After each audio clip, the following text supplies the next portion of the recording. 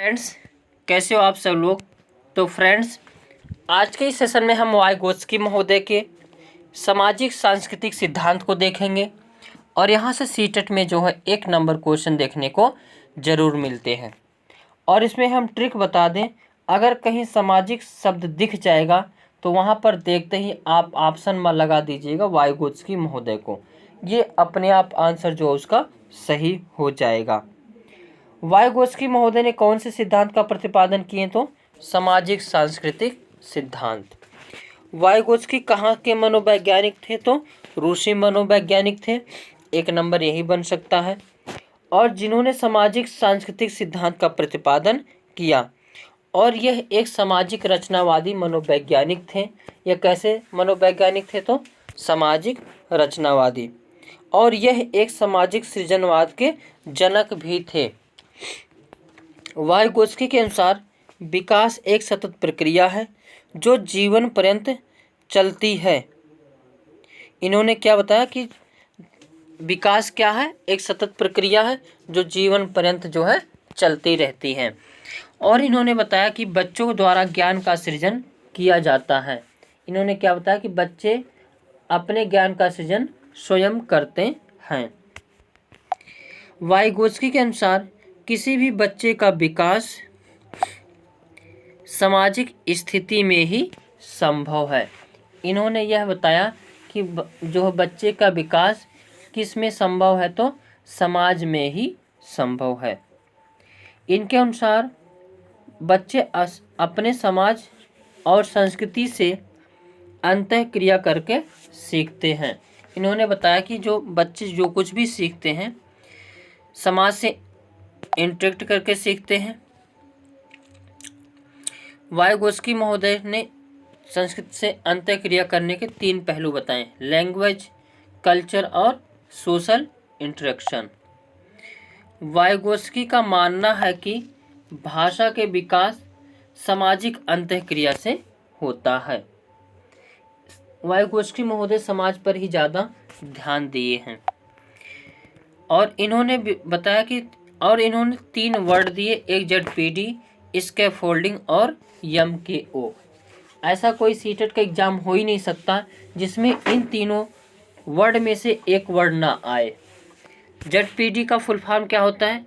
Zone of proximal development. Scaffolding मतलब होता है पाड़ या ढांचा। MKO मतलब मोर नॉलेज अदर। अब देखते हैं ZPD यह क्या होता है। तो वास्तविक विकास के स्तर तक संभावित विकास के स्तर के बीच के अंतर को समीपस्थ विकास का क्षेत्र कहा जाता है। जैसे अगर 90 अंक पासिंग मार्क जरूरी है और हम 70 मार्क कर सकते हैं, लेकिन किसी के सहयोग से जो है 120 मार्क कर लिए, तो इसका जो अंतर है इसी को क्या कहते हैं? ZPD। और MKO यानी मोर नॉलेज अदर क्या है? तो इसमें टीचर, पेरेंट्स, फ्रेंड्स यानी जो आपकी मदद करे वह आपसे ज़्यादा जानकार होना चाहिए, तभी आपकी मदद करेगा। तो वह जो है MKO के अंतर्गत आते हैं। जैसे टीचर, पेरेंट्स, फ्रेंड्स, माता पिता सभी हो सकते हैं। इसके फोल्डिंग पाड़ या ढांचा। वयस्क द्वारा दी जाने वाली सपोर्ट को क्या कहते हैं? तो पाड़ या ढांचा। जैसे छोटा बच्चा है, चम्मच नहीं पकड़ पाता तो मम्मी उसको पकड़ा के जो है खिलाते, बेटा ऐसे पकड़ा जाता है। यहाँ पे बच्ची साइकिल चला रही, नहीं चला पा रही, तो मम्मी उसकी सिखा रही हैं। तो यह क्या होता है? तो स्कैफोल्डिंग यानी पाड़ या ढांचा। जो सपोर्ट, टेम्परेरी सपोर्ट दी जाती है उसी को कहा जाता है पाड़ या ढांचा। भाषा पर इनको विचार, इसको वेरी वेरी इंपॉर्टेंट लगा लीजिए। इनके अनुसार भाषा और चिंतन शुरू में अलग अलग होते हैं लेकिन बाद में एक साथ हो जाते हैं। इन्होंने क्या बताया कि भाषा और चिंतन शुरू में कैसे होते हैं? अलग अलग, लेकिन बाद में एक साथ हो जाते हैं। वाइगोत्स्की ने कहा कि पहले भाषा आती है और बाद में विचार आते हैं। वेरी वेरी मोस्ट, ये पता नहीं कितनी बार जो एग्जाम में आ चुका है। तो वाइगोत्स्की ने क्या कहा कि पहले भाषा आती, बाद में क्या आते हैं? विचार। इनका यही कथन ही पूछ लिया जाता है कि ये किसने कहा है। वाइगोत्स्की ने भाषा के 3 रूप बताए हैं: अगर किसी भी बच्चों को देखेंगे वह आप अकेले में बुदबुदाते रहता है, बात करते रहता है। और हम लोग भी या आप भी कभी कपड़े तय करते हो या कुछ काम करते हो तो बुदबुदाते रहते हैं। तो इसी प्रकार से वाइगोत्स्की महोदय ने 3 प्रकार की बातें बोली हैं, सोशल स्पीच, प्राइवेट स्पीच और साइलेंट स्पीच। यानी जो समाज से संबंधित बातें होती हैं, सामाजिक बातें होती हैं, उसे कहा जाता है वाइगोत्स्की के अनुसार सोशल स्पीच। और जो कुछ बच्चे जो है खुद ही बुदबुदाते रहते हैं, आपस में कुछ ना कुछ बोलते रहते हैं, जैसे कई जो स्त्रियां होती जो कुछ ना कुछ बोलती रहती हैं, इसे कहते हैं प्राइवेट स्पीच। और अपने मन में ही कुछ बोलते रहना, इसके कहते हैं साइलेंट इनर स्पीच। जैसे बच्चा यहाँ गाड़ी भी चला रहा और कुछ ना कुछ बोलते रहेगा, तो इसी को कहते हैं प्राइवेट स्पीच, यानी आपस में बातें करते रहना। एक फेवरेट क्वेश्चन पूछा जाता है, एक लड़की कपड़ा तय करते हुए कुछ बुदबुदा रही है, तो यह वाइगोत्स्की के अनुसार क्या होगा, तो प्राइवेट स्पीच, यानी अपने वह काम को सही से करने के लिए अकेले ही क्या कर रही है, बातें कर रही है।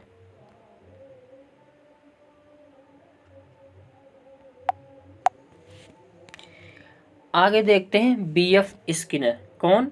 बीएफ स्किनर महोदय ने कौन से सिद्धांत दिए हैं, तो क्रिया प्रसूत अनुबंधन सिद्धांत, ऑपरेंट कंडीशनिंग थ्योरी।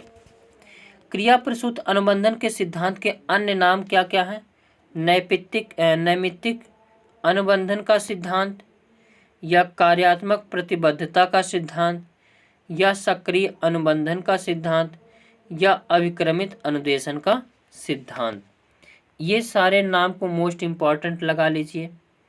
नए कार्यात्मक प्रतिबद्धता का सिद्धांत क्या कहा जाता है, तो सारी चीज़ें हम बताते हैं।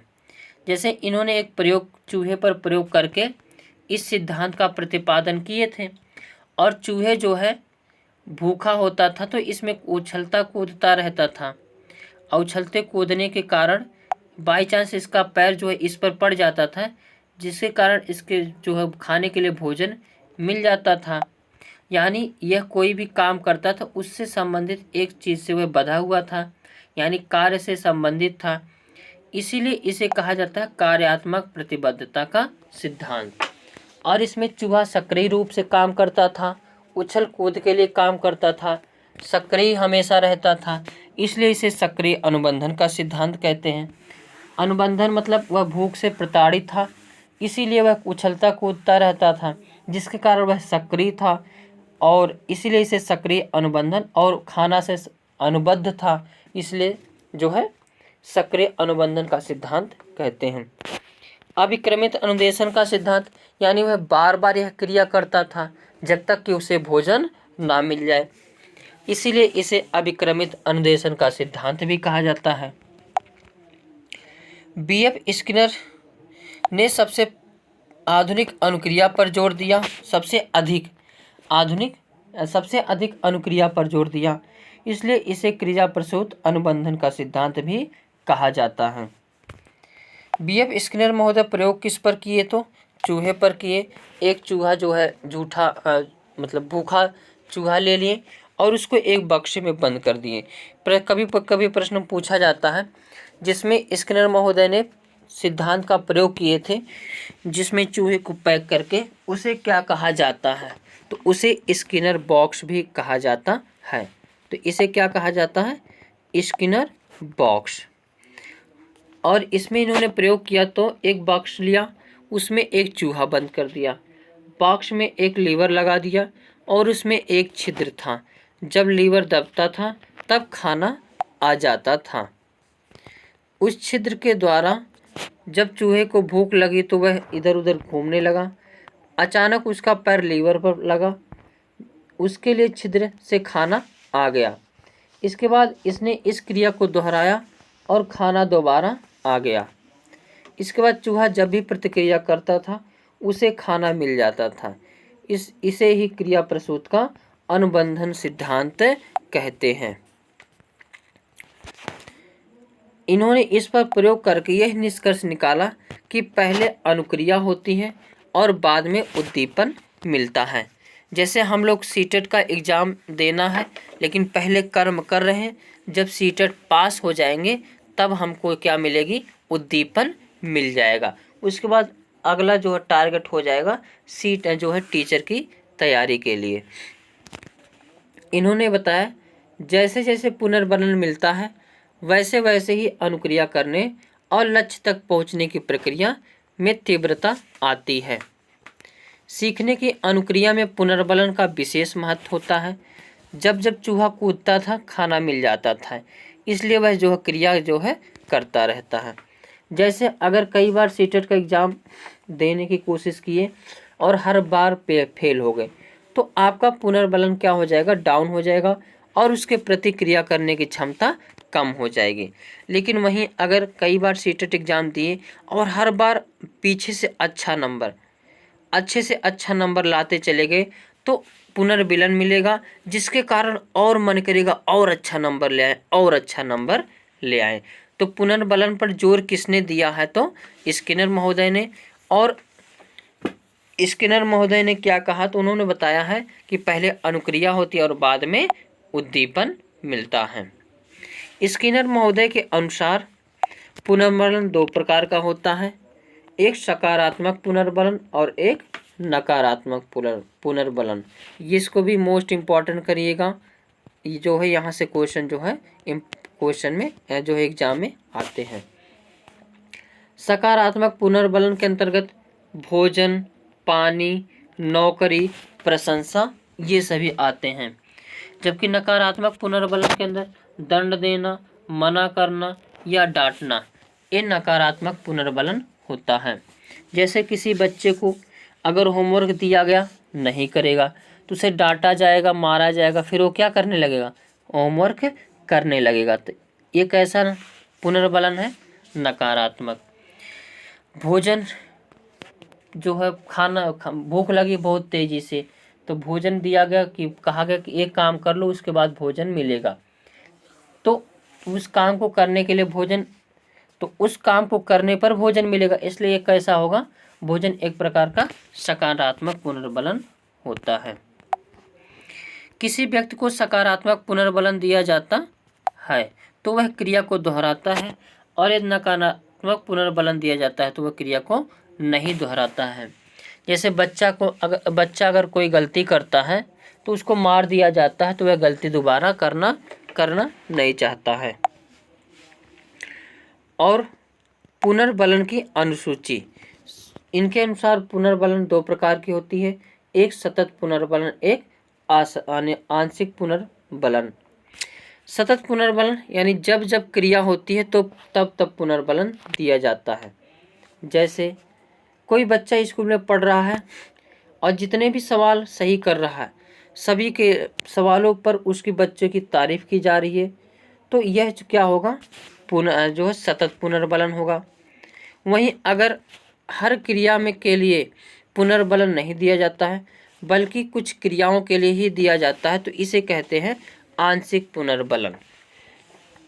अब इसमें से एक प्रश्न पूछा जाता है, आंशिक पुनर्बलन और सतत पुनर्बलन में कौन अच्छा पुनर्बलन होता है, तो इसमें जो अच्छा पुनर्बलन सतत पुनर्बलन नहीं होता है बल्कि आंशिक पुनर्बलन या असतत पुनर्बलन अच्छा माना जाता है। क्योंकि अगर हम लोग किसी चीज़ के बारे में, अगर हम बढ़िया बढ़िया सब्जी खाते तो वही सब्जी अच्छी नहीं लगती, लेकिन अगर वही कभी पुड़ियाही पे मिल जाता है दावत तो हम लोग जाते हैं 15-20 दिन पे या 6 महीने पे, तो उसका स्वाद अलग होता है और उसके प्रति ललायत होते हैं। अगर वहीं 3-4 दिन लगातार बारात मिल जाती है तो फिर खाना खाने का मन नहीं करता है। इसीलिए जो है आंशिक पुनर्बलन को कैसा माना गया है, पॉजिटिव रूप में माना गया है। आगे देखते हैं वेन हिले महोदय। वेन हिले महोदय किससे संबंधित हैं, तो ज्यामिति स्तर से संबंधित है। इन्होंने बताया कि बच्चे जो है किस प्रकार से ज्यामिति सीखते हैं। ये भी इनका भी जो है मैथ का पेडागॉजी ऐसा कोई हो ही नहीं सकता जिसमें ये ना पूछे जाते हों। तो वेन हिले महोदय किससे संबंधित हैं, तो ज्यामिति स्तर से संबंधित है। और ज्यामिति स्तर से संबंधित मनोवैज्ञानिक कौन है, तो वेन हिले महोदय। और वेन हिले महोदय ने बताया कि बच्चों के अंदर जो है किस प्रकार से जो है बच्चे ज्यामिति को सीखते हैं। इस सिद्धांत में इन्होंने बताया कि बच्चे ज्यामिति को किस प्रकार सीखते हैं, इसलिए इसके लिए इन्होंने 5 स्टेज बताई है। क्या बताई है? 5 स्टेज। और लेवल कितने हैं? तो 0। लेवल 0 में क्या है? लेवल 0 है चक्षुषीकरण। इसमें बच्चे चीज़ों को सिर्फ जानते हैं या उन्हें देखकर उनकी इमेज बना लेते हैं। इसमें बच्चा आकृतियों को दिखावट के अकॉर्डिंग उनका क्लासिफिकेशन करता है। जैसे छोटा बच्चा होता है, जब पहले स्टेज में होता है सबसे छोटा, तो वह केवल आकार को जानता है और उसकी इमेज अपने दिमाग में बना लेता है। रोटी खाता है तो गोल वाला इमेज बना लेता है लेकिन जानता कुछ नहीं है। बिस्कुट खाता है जैसे बर्बन है, तो इसमें आयत या चतुर्भुज जैसा रहता है तो उसका इमेज बना लेता है लेकिन जानता नहीं है। आगे है लेवल फर्स्ट। लेवल फर्स्ट में यानी विश्लेषण। इसमें बच्चे चीज़ों को ज्योमेट्रिकल नाम जानना शुरू कर देते हैं। तो लेवल 0 में केवल रोटी बिस्कुट खाया था और इसमें जान जाता है कि रोटी जो होती है कैसी, गोल होती है, और बिस्कुट कैसा होता है तो आयताकार। और इसके बाद लेवल फर्स्ट में देखते हैं, इसको कहा जाता है अनौपचारिक निगमन। क्या कहा जाता है? अनौपचारिक निगमन यानी इनफॉर्मल डिडक्शन। इसमें बच्चे आकृतियों के बीच रिलेशन बनाना स्टार्ट कर देता है और इनकी सिमिलरिटी के बेस पर। जैसे आयत में क्या है? सामने की भुजा बराबर और जबकि वर्ग की चारों भुजा बराबर है, तो इनकी सिमिलरिटी के बेस पर रिलेशन बनाना स्टार्ट कर देता है। आगे लेवल 3 औपचारिक निगमन। इसमें बच्चा जो है आकृतियों के फार्मूला ढूंढने लगता है। यानी लेवल 0 आते आते बच्चा जो है जान जाता है कि आयत का फार्मूला तो परिमाप बराबर ये होता है, वर्ग का ये होता है। और लेवल 4 यानी दृढ़ता, रिजिड। इसमें बच्चा अपने चिंतन के आधार पर खुद से चीज़ें बनाता है। यानी इसमें सब कुछ बच्चा जान चुका है और अपने से एक एक चीज़ें जो है सारी चीज़ें बनाने लगता है। आगे देखते हैं एडवर्ड थॉर्नडाइक महोदय। कौन है मनोवैज्ञानिक? तो एडवर्ड थॉर्नडाइक महोदय। इन्होंने त्रुटि एवं प्रयास के सिद्धांत का प्रतिपादन किए, यानी trial and errors theory. Thorndike कहाँ के मनोवैज्ञानिक थे? अमेरिका के मनोवैज्ञानिक थे। और थॉर्नडाइक महोदय एक पशु वैज्ञानिक भी थे। इन्होंने बताया कि अधिगम एक प्रश्न पूछा जाता है, सबसे पहले अधिगम के सिद्धांत किसने दिए? तो थॉर्नडाइक महोदय। किसने दिए? थॉर्नडाइक महोदय। थॉर्नडाइक के द्वारा लिखी गई पुस्तक कौन सी है? तो education psychology and animal intelligence. Education psychology के जनक भी इन्हें कहा जाता है। एडुकेशन साइकोलॉजी के जनक किसे कहा जाता है? तो थॉर्नडाइक महोदय।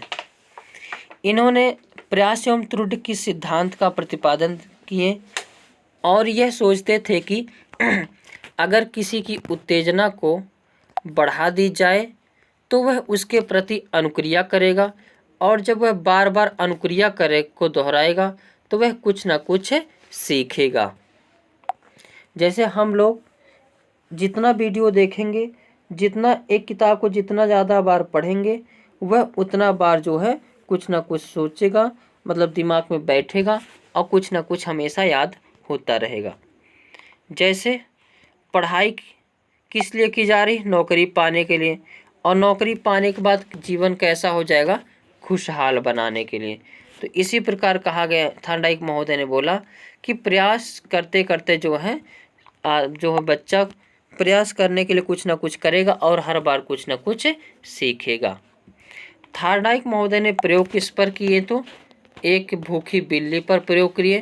कैसे? इसको जो पिंजरे में बंद कर दिए और आगे जो है बनी एक भूखी बिल्ली को पिंजरे में बंद करके उसके सामने जो है मछली, भुनी हुई मछली महकती हुई पूरा अच्छे से रखी गई।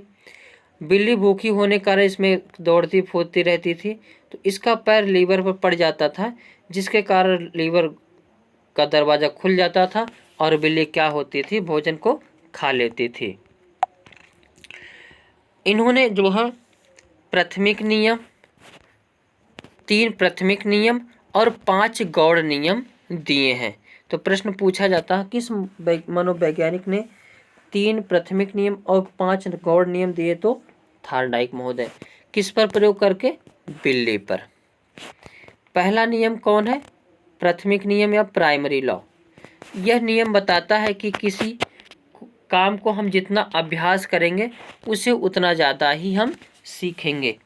तो प्राथमिक सिद्धांत, बिल्ली जो हमेशा प्रयास करती थी, जिसके कारण जो है लीवर दबाना सीख गई और वह भोजन को पाना जान गई।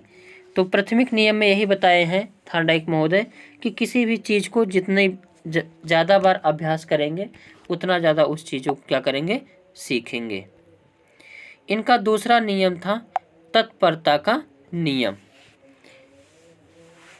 तत्परता के नियम में इन्होंने बताया कि किसी काम को करने के लिए हम जितना तत्पर रहेंगे उसे उतना ही जल्दी सीखेंगे। जब तक हम अपने आंतरिक रूप से मोटिवेट नहीं होंगे तब तक हमें कोई दूसरा सिखाता रहे हम सीख नहीं पाएंगे। और इन्होंने एक जो इसी का तीसरा पार्ट दिया, प्रभाव का नियम। ये सब प्राथमिक नियम के अंतर्गत आते हैं। प्रभाव का नियम, यदि सीखना संतोषजनक रहा तो सीखना तीव्र हो जाता है, और यदि सीखना असंतोषजनक रहा तो सीखना संभव नहीं होता। जैसे अगर बच्चा गाली दे रहा है या कोई भी चीज़ सीखना चाहता है, तो वह जो संतोष, जैसे बच्चा स्कूल में पढ़ने गया, कुछ सीखा, अब घर वाले पूछे, बच्चा बता दिया, तो बच्चे को बढ़िया सपोर्ट दिया, अरे वाह बच्चे बहुत अच्छे, पूरा याद है मेरे बच्चा, अच्छा बच्चा है। तो संतोषजनक रहा तो वह इस चीज़ को और जल्दी सीखेगा और सीखने का प्रयास करेगा। लेकिन वही सीखने पर गाली गलौज दे दिया जाए, डांट दिया जाए, तो उस चीज़ों को बच्चा क्या कर देता है, असंतोषजनक रहे तो सीखता नहीं है। थार्डाइक ने पुरस्कार और दंड को महत्व दिया है। तो एक प्रश्न यही, इसको इम्पोर्टेंट कर लीजिए कि इन्होंने जो है पुरस्कार एवं दंड को जो है महत्व दिए हैं। और इन्होंने 5 गौड़ नियम दिए। पहला कौन सा नियम है? बहुप्रतिक्रिया का नियम। इस नियम के अनुसार हम नया कार्य सीखते समय अनेक प्रतिक्रियाएं एवं प्रयास करते हैं। इसके बाद उस कार्य को करने का सही विधि मालूम हो जाता है। जैसे भूखी बिल्ली को पिंजरे में बंद करने पर भूखी बिल्ली लगातार पैर मारती रहती थी, इधर उधर उछल कूद करती थी, जिसके कारण उसके लीवर पर या गेट पर जो है पैर पड़ता था तो गेट खुल जाती थी, तो वह बार बार प्रतिक्रिया करती थी। इसी प्रकार इन्होंने बताया कि अगर किसी भी चीज़ को सीखने के लिए बार बार प्रयास किया जाए तो कभी ना कभी उसको जो सही रूप से सीख जाएंगे। दूसरा इन्होंने दिया आंशिक क्रिया का नियम। इस नियम के अनुसार पूरे कार्य को छोटे छोटे भागों में बांटकर सीखना चाहिए। जैसे कोई भी बड़ी चीज़ है उसको पढ़ाने के लिए छोटे छोटे पार्ट में हम लोग डिवाइड करके सीखेंगे तो अच्छे से सीख जाएंगे। और तीसरा आत्मीकरण का नियम, लॉ ऑफ एसिमिलेशन। इस नियम में के अनुसार हम नवीन ज्ञान को अपने पूर्व ज्ञान के साथ जोड़कर इसे अस्थायी बना लेते हैं और इससे अधिगम सुगम और सरल हो जाता है। जैसे हमें कोई भी चीज़ सीखना हो, अगर पहली बार सीखेंगे तो थोड़ा सा अटपटा लगेगा, लेकिन अगर उसी चीज़ को किसी चीज़ से रिलेट करके सीखेंगे तो आसानी से सीख जाएंगे। यह जो है आत्मीकरण का नियम कहलाता है। अगला है मनोवृत्ति या अभिवृत्ति का नियम। यह नियम यह बताता है कि किसी भी काम को करने के लिए हमारी पॉजिटिव अभिवृत्ति होगी तो उससे उतना ही ज़्यादा उस काम को सीखेंगे, और अगर अभिवृद्धि कम हुई तो उस काम को कम सीखेंगे। तो मनोवृत्ति या अभिवृत्ति का नियम क्या कहता है कि जिस काम को सीखने के लिए हम जितना पॉजिटिव रहेंगे उतना जल्दी उस चीज़ को सीखेंगे। अगला साहचर्य का नियम, लॉ ऑफ एसोसिएटिव शिफ्टिंग। इस नियम का अभिप्राय है कि पहले की गई क्रिया को अन्य स्थिति में भी उसी प्रकार से करना।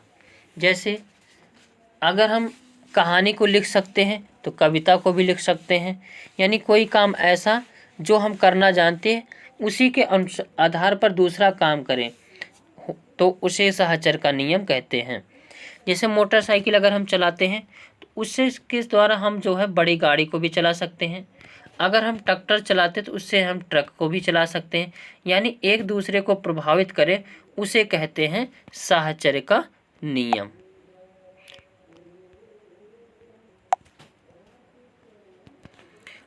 आगे देखते हैं नोम चोम्स्की महोदय। नोम चोम्स्की इन्होंने कौन सी थ्योरी दी है तो भाषा विकास का सिद्धांत, इनबॉर्न थ्योरी। नोम चोम्स्की महोदय ने कहाँ के रहने वाले थे तो अमेरिका के रहने वाले मनोवैज्ञानिक थे और इन्होंने बताया, इनका मानना था कि बच्चे में भाषा सीखने की जन्मजात क्षमता होती है और यह कहते हैं कि बच्चे की मस्तिष्क में एक डिवाइस होती है जिसका नाम क्या होता है, लैड, और जिससे बच्चा जो भाषा को सीखता है। जो पहले के मनोवैज्ञानिक थे वह जानते थे कि बच्चा कोरा कागज है, यह स्कूल में जाता, वहाँ टीचर जो है अपने हिसाब से उस कागज पर लिखता है। जबकि नोम चोम्स्की महोदय ने बताया कि बच्चे के अंदर सीखने की जन्मजात क्षमता होती है और बच्चे में एक डिवाइस, लैड नामक डिवाइस पाई जाती है। और कभी कभी लैड का फुल फॉर्म भी पूछ लिया जाता है तो लैंग्वेज एक्वाजिशन डिवाइस क्या है, भाषा अधिग्रहण सिद्ध यंत्र। इन्होंने बताया कि बच्चे के अंदर एक जो है डिवाइस होती है जिसका नाम लैड होता है, इससे जो बच्चा भाषा को क्या कर सकता है, ग्रहण कर लेता है। नोम चोम्स्की ने भाषा के दो लेवल बताए, एक सतही संरचना और दूसरा गहरी संरचना। सतही संरचना, इसमें बच्चा सिर्फ ध्वनियों, शब्दों को जानता है लेकिन उनके अर्थ को नहीं जानता। जैसे छोटा बच्चा होता है जब मम्मी पापा खाना पीना ये सब बोलता है लेकिन उसके बारे में डिटेल जानता नहीं है, तो इसे नोम चोम्स्की महोदय ने सतही संरचना माना है। एक होती है गहरी संरचना, इनमें शब्दों के अर्थ का ज्ञान होता है, यानी बच्चा जो है मम्मी बोलने के साथ साथ वह जान जाता है मम्मी मतलब क्या, पापा का मतलब क्या, पानी का मतलब क्या, भोजन का मतलब क्या, यानी उसका जब बच्चा अर्थ जानने लगता है तो उसे कहा जाता है गहरी संरचना। जो प्रश्न पूछा जाता है इससे भी पूछता है और सबसे ज़्यादा क्वेश्चन जो बनता है लैड से बनता है, लैंग्वेज एक्वाजिशन यंत्र डिवाइस।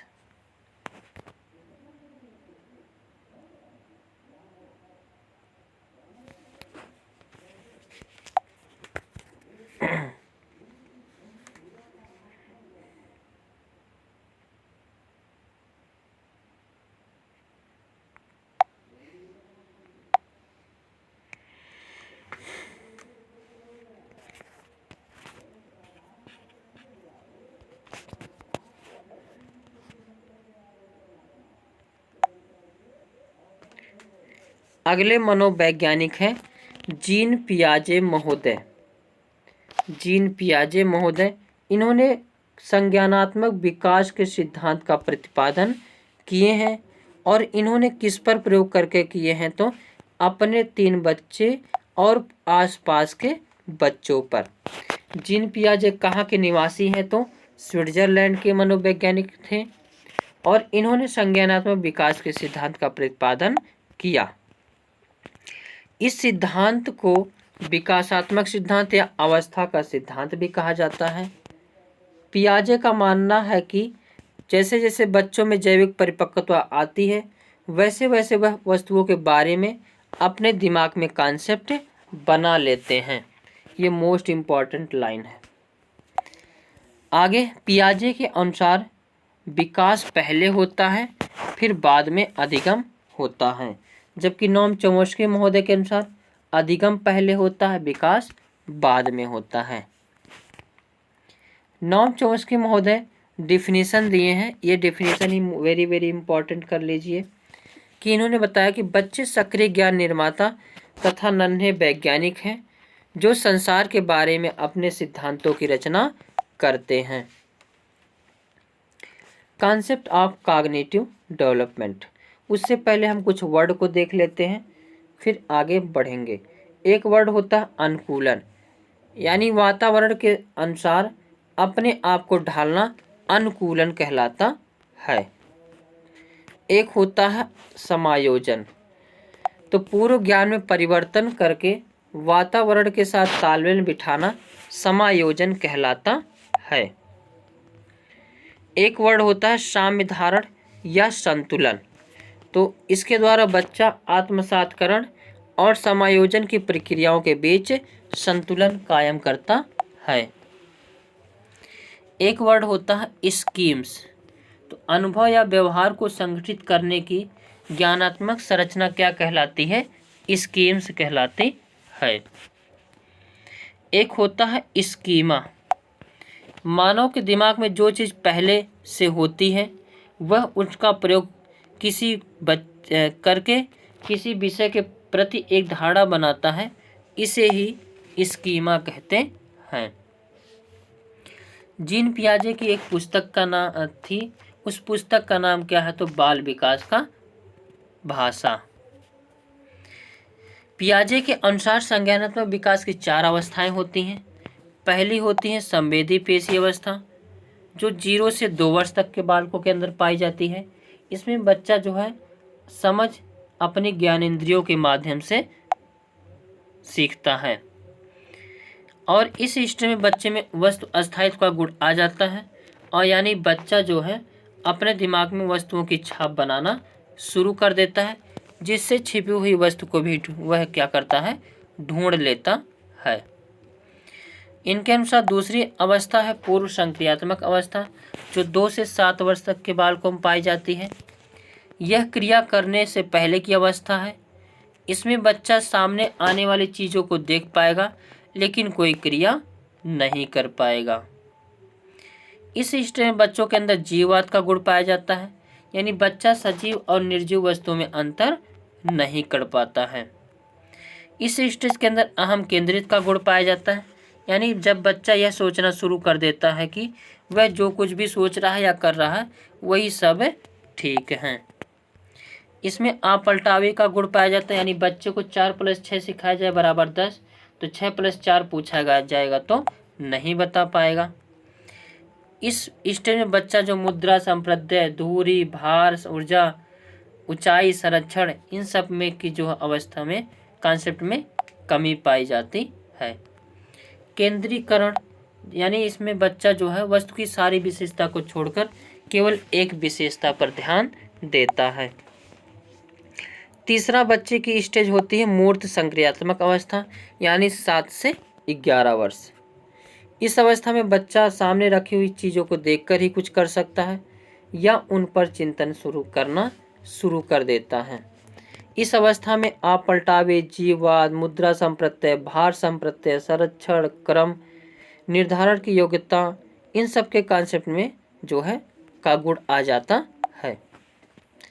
चौथा है आगमनात्मक तर्कड़ा, और इस स्टेज में जो है चौथा है औपचारिक संक्रियात्मक अवस्था, जो 11 से 15 वर्ष तक के बालकों में पाई जाती है। यह संज्ञान की सर्वोच्च अवस्था है और इसमें बच्चा अमूर्त चिंतन करने लगता है। इस स्टेज में बच्चे के अंदर निगमनात्मक तर्कड़ा का विकास हो जाता है, यानी इसमें बच्चा नियमों के ऊपर तर्क करने लगता है।